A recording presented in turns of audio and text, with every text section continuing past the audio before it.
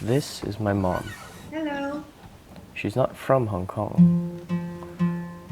In order to get here, she had to migrate. Sure enough, I have migrated about 4 times if I count the big moves from country to country and west coast to east coast of US.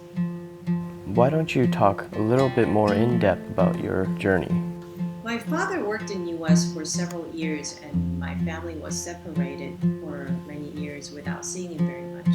So he obtained a green card in US for the family so that we could live together as a family. He felt that Seattle was very clean and had a safe environment for us, so we moved to Seattle.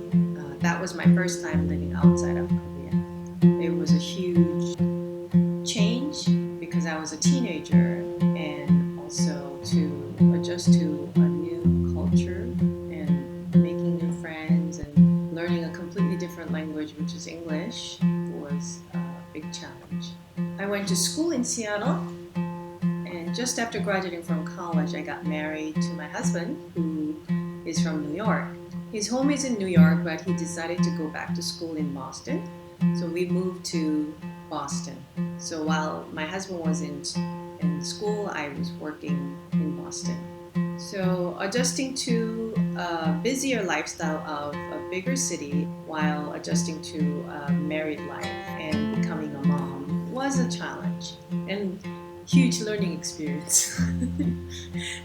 My husband got a new job in Seoul, Korea in 2003. So we all moved to Seoul, Korea. At that time, I had two boys. It was nice to go back and see my old friends and relatives, and I enjoyed being a full-time mom and wife because I was always busy in the East Coast, and I felt I didn't have enough quality time with my kids and my family. So that was nice.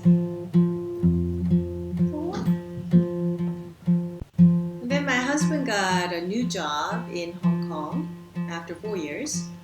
So we all moved to Hong Kong again, and this time with three boys, including Michael.